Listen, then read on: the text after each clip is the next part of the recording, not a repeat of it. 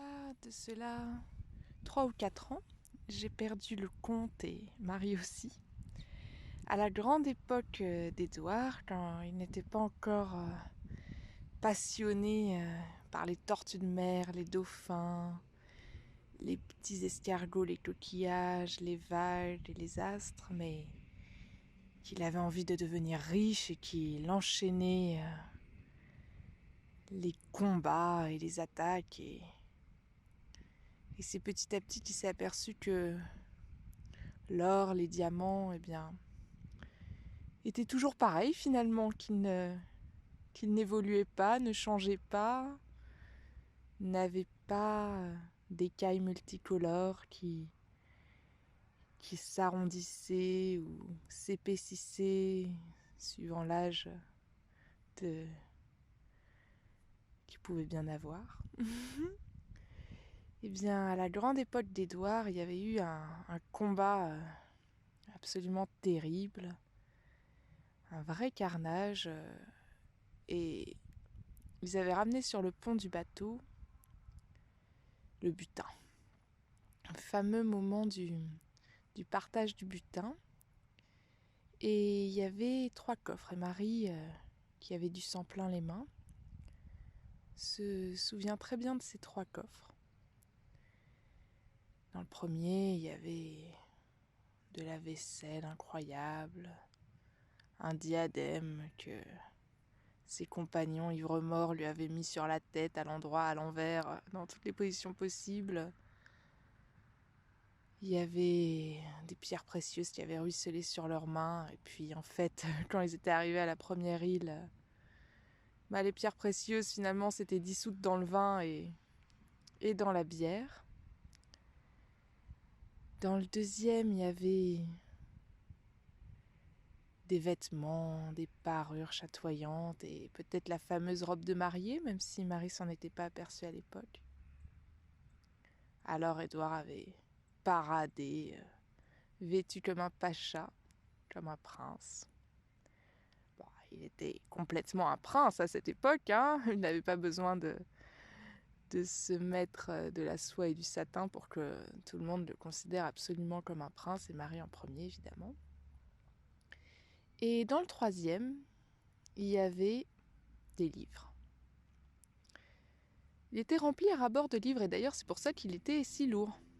Et les marins qui avaient sué sang et eau pour réussir à le faire monter sur le bateau avaient été extrêmement dépités quand ils avaient vu ces livres. Ils avaient été si en colère, si furieux qu'ils avaient voulu les brûler, qu'ils s'étaient mis à uriner dessus, à cracher dessus. Et Marie, discrètement, en avait récupéré quelques-uns. C'était pas qu'elle ait une folle passion pour les livres à l'époque, hein. Elle en avait un souvenir très mitigé. Ça lui rappelait tout de suite le pensionnat, quand on l'a forcée à rester immobile des heures durant, penchée sur des livres. Et les pages farcies de lettres qui dansaient devant ses yeux et voulaient absolument plus rien dire au bout de quelques minutes.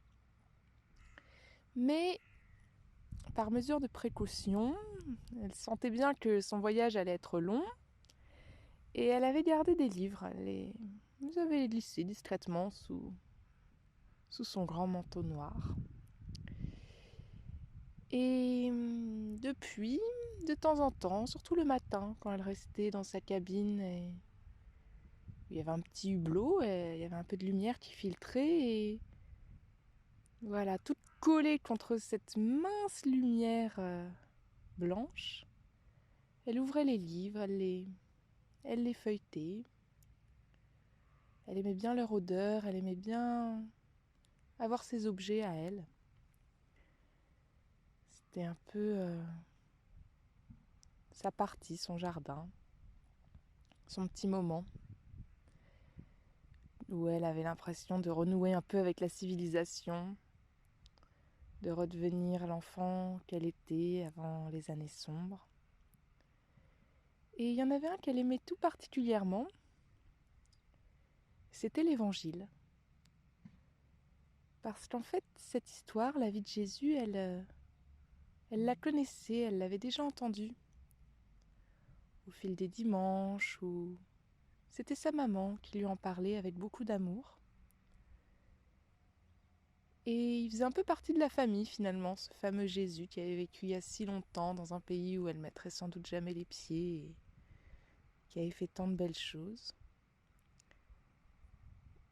Et alors, le matin, à la lumière pâle qui se faufilait jusqu'à elle, elle lisait, elle relisait les pages de Jésus, elle aimait beaucoup les parties où il enseignait. Elle aimait écouter son enseignement en fait. Petite goutte après petite goutte, comme un vin vraiment précieux. Et alors, sur les mers, chaudes ou froides, sous toutes les latitudes, il y avait cette part d'éternité qui voyageait avec elle et qui lui redonnait espoir, ou alors l'autorisait à se mettre en colère quand elle voyait des choses qui la révoltaient. Voilà, elle se plongeait dans l'évangile et elle se disait que oui, elle avait raison d'être en colère, elle avait raison de chercher une autre vérité. Il y avait quelque chose de plus grand que toutes leurs errances. Et il y avait aussi quelque chose de plus grand dans chacun de ses compagnons, dans Édouard, dans elle-même, qui pourrait jamais en avoir conscience. Il y avait une part d'amour éternel, il y avait des frères et des sœurs, il y avait des enfants de Dieu, et ça lui faisait énormément de bien, même dans les bassesses, dans les moments vraiment les pires, de sentir qu'elle les aimait, et que l'amour était finalement bien plus grand que tout ce à quoi ils avaient accès au milieu des foulards, des parures, de l'or, et puis après de leur solitude immense. Il y avait ce petit secret qu'elle gardait et qu'elle cachait sous son matelas. Et pendant les derniers mois, les dernières semaines, les derniers jours de sa grossesse, elle y revenait de plus en plus. Elle sentait vraiment que là, il y avait une nourriture dont elle pouvait absolument pas se passer. Elle avait vraiment besoin d'être soutenue et guidée, et elle buvait chaque page. Et ça lui donnait de la force pour ce à quoi son corps, son esprit et son âme étaient en train de se préparer. Elle lisait et méditait beaucoup.